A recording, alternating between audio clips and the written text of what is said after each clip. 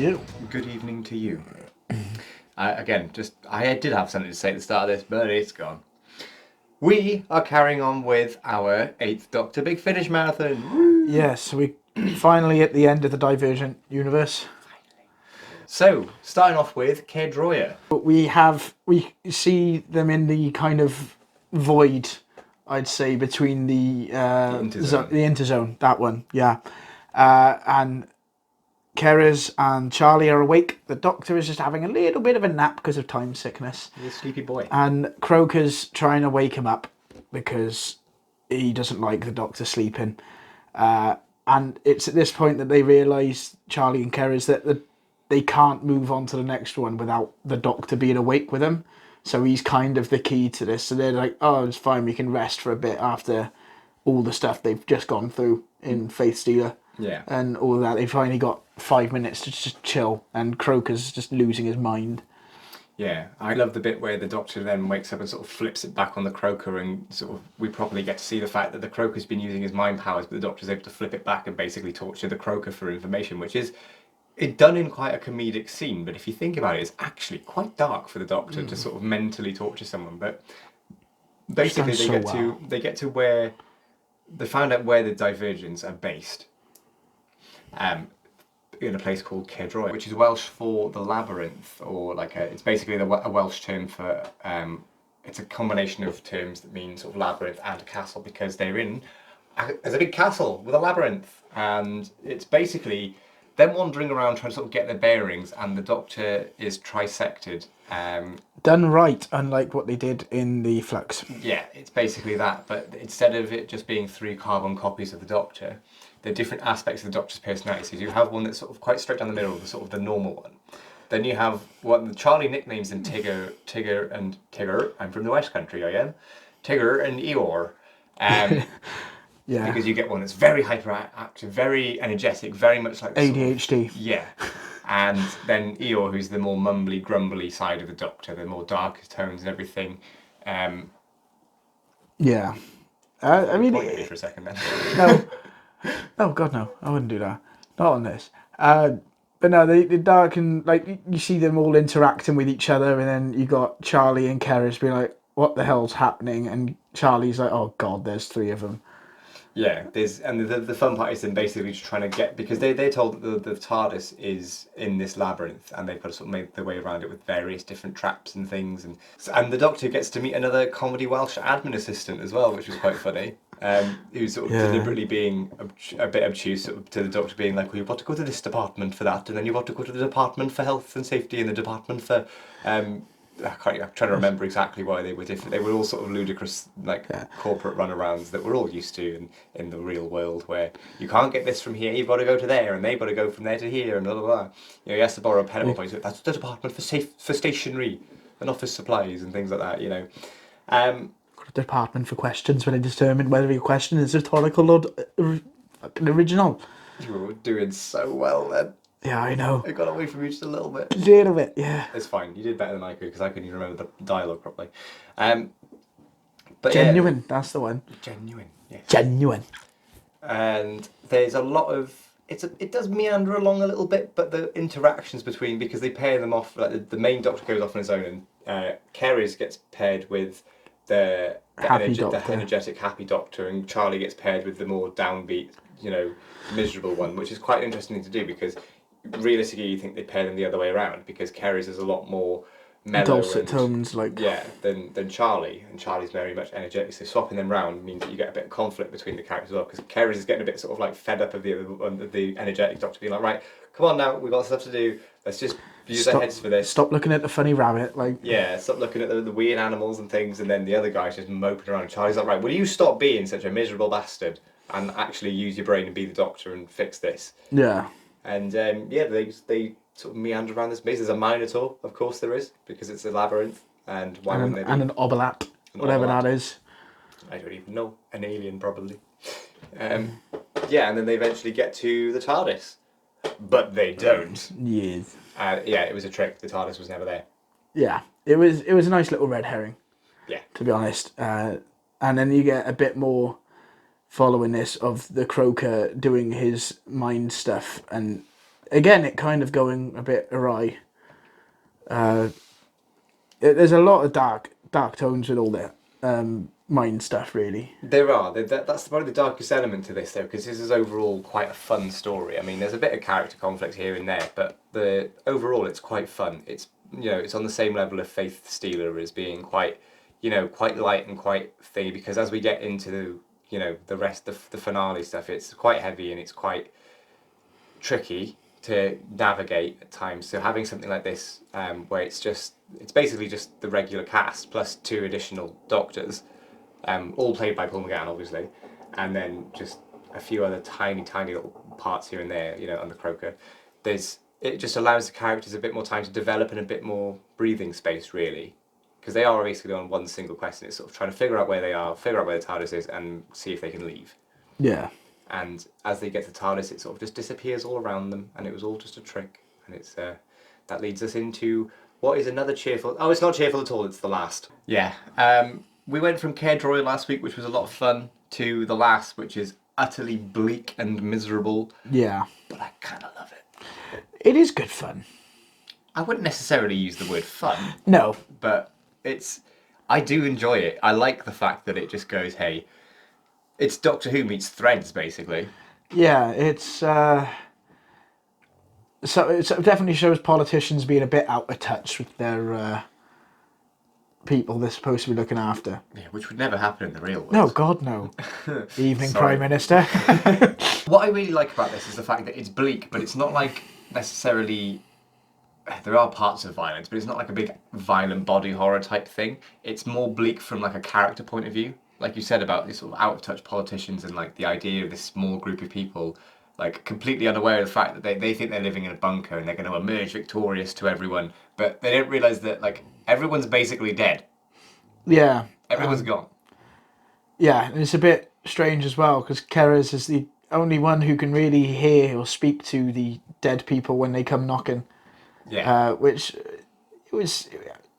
I mean, it was good fun. I did enjoy this story, to be fair. It's a good one for Keres. It's a good one for all of them, to be fair. They all get their fair share of stuff. Like Excelsior, which is a great name for the sort of insane leader, is such an interesting character because, she genuinely believes she's so unbelievably untouchable and so like, yeah, I'm the leader. Why would anyone want to, why would they not want to listen to me? Well, I've got to look perfect. I need my victory gown and everything. And, it's hammed up enough for the character to work in the context of the story, but it doesn't become like, it's not far enough that it goes into a complete parody. Obviously there are parody elements there. There's a lot of like taking the piss out of Margaret Thatcher specifically, which Doctor Who does so well on a number of different occasions. Yeah. I'm fresh off watching the Happiness Patrol recently, which is probably the best example for it, and like that made the news a couple of years ago because people were like, hang on, were you talking about Margaret Thatcher? And they were like, yes, we were. It's a very claustrophobic story. The underground bunker sort of sells everything quite well. There's some really cool set pieces at the start where the Croker's sort of taunting the Doctor with visions of Katarina and Adric, and just a fun little B plot for Keres, like you said, in terms of sort of. I think the good thing that it does is it separates Keres from Charlie and the Doctor for a decent amount of time. Like he's been separated before, but this is the first time we really get to see how he adapts to the situations. No pun intended, because he's a chameleon boy. That really sort of plays into his character, and we still, even though we're finishing the Divergent universe, there's still a lot of stuff with Keres that will. Okay, carry on. Yeah. It's not. This isn't now. We've come out of the Divergent universe, and Keres is that's it now going forward. There's still a lot to Keres we really don't know, which works because usually that can be a criticism of characters going like, I don't really feel like I know this character, but like that's the whole point with Keres. You sort of don't really know, especially when we'll come on to later in the stuff in the next life as well. There's a lot to say about him, and I think Conrad Westmaster plays him so well. Like it's such a character that could so easily go wrong if you play it too far into that I'm dark and mysterious. But Keres just plays him as he is. But there aren't any. Keres plays him. Conrad Westmaster plays him as he is. And it just works. Yeah, there's a bit more of a eeriness to it. Yeah. I think doing it that way instead of making it painfully obvious, like, oh, he's done screwed something up in the past. He's messed up. Yeah. It's a nice little piece. I I'm looking forward to seeing where that goes, to be honest, because the stuff in the next life was interesting. But in the last, you do see Charlie get paralysed. Yeah. The Doctor doing everything he can to save her, pretty much. And then everyone going, Yeah, everyone starts getting bumped off in various different ways. Charlie is basically mercy killed by Excelsior. And the thing is, that Charlie's paralysis, even though you sort of know when you're in it, oh, this is obviously going to get fixed by the end of it, it feels real here. Like, everything that happens to these characters feels real. The reactions from everyone else are, like the Doctor loses both of his companions. There's only, like, Landscar and Excelsior and the Doctor left by the end of it. Even the characters which are a great double act of very sort of Robert Holmes double act of Voss and Trelfiniel, who are like the Minister for War and the Minister for Peace, and they just bounce off each other in a way that just kind of works. And you have Landscar, who's like a sort of Littlefinger from Game of Thrones kind of vibe, but he's just sort of like manipulating different people in different ways to sort of like further his own agenda. And yeah, it's a mini government basically that is. We sort of see, you get the side of the ones that want peace, the ones that want war, the leader, you got the murky type in there, there's a few other incidental side characters all get bumped off by like the end of episode 2. yeah. So no one feels safe in this story. No, and like as you said, obviously both companions do take the hit on this one, which I think's a bold move. But then it's kind of okay at the end because I mean, does the Doctor like pop its clogs? The Doctor's had a snorri. It's just, Got it. oh, I'm gonna hit you. No, it's a very complicated. Yeah, because I just fourth part, especially towards the end, because it's a lot of you get the reveal that the whole time they've been on Baltrusoy since Zagreus, basically, and it's divided up into the different zones that has been used by the Divergents. We're finally getting to know more and more about the Divergents and what they do, and they've been using this planet as like a petri dish of different zones from different parts of this universe that have been cobbled together, and that they keep, everything must die, but everything must be born, and then the Doctor breaks the cycle, and basically things revert. Everybody that was killed before the story even happened is there. The victory parade goes ahead, and the Doctor and Charlie and Keras are able to slip away. It's a lot more complicated than that. But I'm doing this off the cuff because it's a tricky one. You're doing it better than I could. It strikes me as a bit of a war game sort of universe. Yeah, it's very similar to that. Idea of plucking these different random parts. You've got like Eutermis. You've got the big test tube experiment from Scherzo. You've got the whatever the hell Light City is. It's a really cool, and it's just those little points of furthering the story a little bit, and really just works quite well. And the Doctor and they finally get the TARDIS back as well, which is nice. After so long behind it, we finally get the TARDIS back, and they can go on and explore. They might not be able to go back to our universe, but there's still a whole other universe out there for them to explore, and I'm sure nothing bad will happen to them. Like, oh, never mind, it's the next life. Anyway, Yeah. What did you think of the next life? It was confusing at first because there was so many. Obviously, they get split up at the start. And then you got a bit following Charlie, a bit following Keras, a bit following the Doctor, and I feel like it just jumped between them a bit too much. But then the further into the story you get, I mean, if you've been able to pay attention to how much is jumping between like what's going on with who, the further we got into it, and like by the third act, then I'm just there like, oh, okay, this is working now. Yeah, it's a very impenetrable. Even with the context of some of this, you do really have to focus on it, because I had to listen to it twice the first time because I was like, I don't think I've got all the details here, because what it does is this is a 6-part story as well. It doesn't need the 6 parts. They've clearly just gone, hey, do you remember when Classic Who always used to finish on a 6-parter at the end of a season? Well, we'll do that here. And obviously the Divergent Universe arc was meant to go on for another 2 or 3 years, but was cut short because they didn't want to alienate any potential new fans from the new series coming back, because the next life, fun little fact, is the last story where Paul McGann is the incumbent Doctor. By the time we get to Terra Firma, we've got Chris Eccleston back. The show's back on the telly. Paul McGann is now officially a classic Doctor. He's not the incumbent anymore. So this very much is sort of like a finale without actually getting rid of the 8th Doctor. It's meant to be sort of, we'll tie everything together. And it falls a little bit flat for me. I've always had a bit of a weird relationship with this one. There's parts of it I love. I think the first episode is great because, like you said, there's a really great start to it. The Doctor, Charlie and Keras are having fun for what feels like the first time ever, really, properly having fun in the TARDIS, feeling like a proper TARDIS team, having a joke around, and, you know, Kerry's is doing his chameleonic thing and, like, making a big show of it. And then, like you said, they get split up, and Kerry's and Charlie basically get tormented by the Croaker, and you have a bit more explanation on Kerry's and Lyda, and the day they got attacked was the day of their wedding and everything, and Charlie then faces up to the guilt of, you know, Jumping it's the on survivor's guilt from the yeah. R101, and what she did to that Paul Murchford bloke.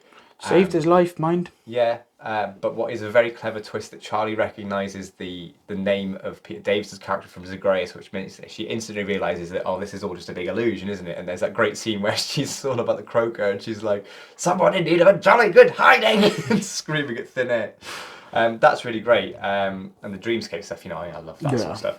Paul Darrow from Blake 7 is just being Paul Darrow, playing guidance in this, who, plot twist, surprise, turns out to be Kerry's father.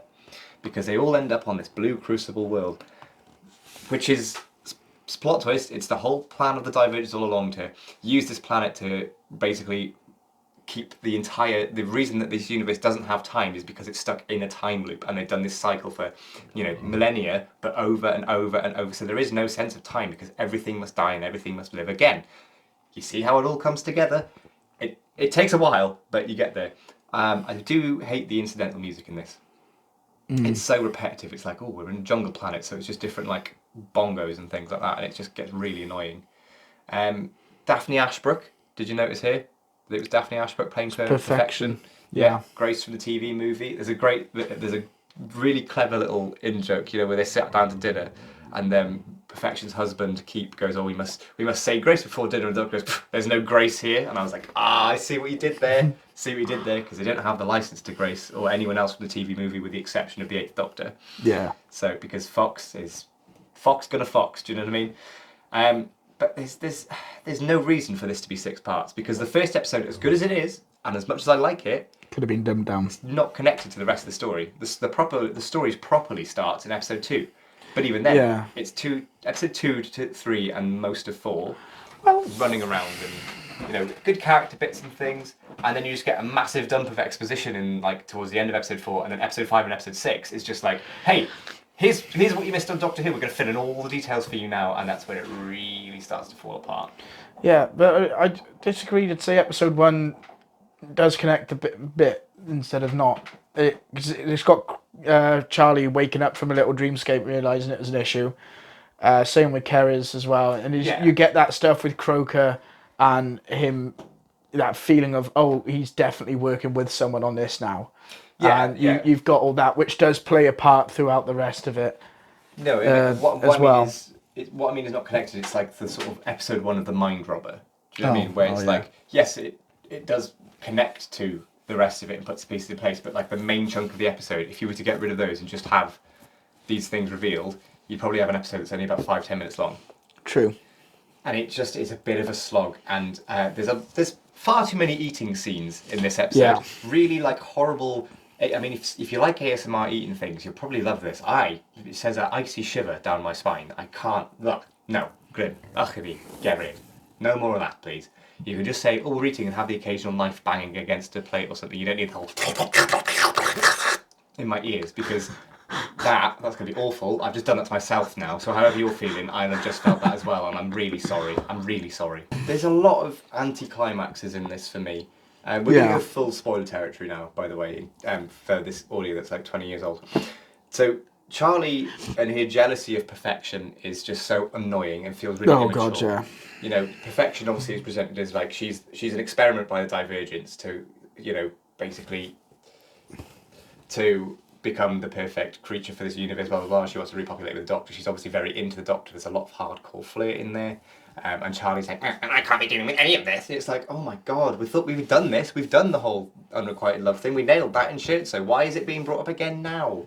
And it just feels very out of character. And then the way that she's really like anti-Kerry's when his siding with Rassilon comes up, which, by the way, is a part of his biology. He's genetically engineered to not just be a chameleon physically, but also socially. Like, he will blend and adapt to the people he's around. So if Rassilon's been using that and exploiting that, that's not really his fault. No. But Charlie just goes off at him for like 2 episodes, and it's like, brother, sit down and shush. Stop being so audible. Sister. Sister, shush, come on now.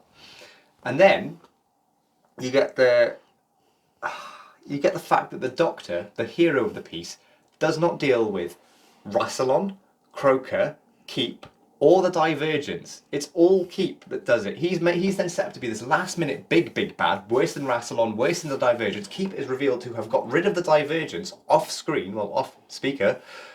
We never meet the Divergence. After all of this, after the whole building up the last 8 stories, and Zagreus, the Divergence do not appear at all.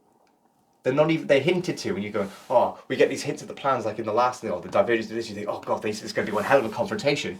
And it never happens because Keep swallows them all up and just like absorbs them like the Absorbaloff.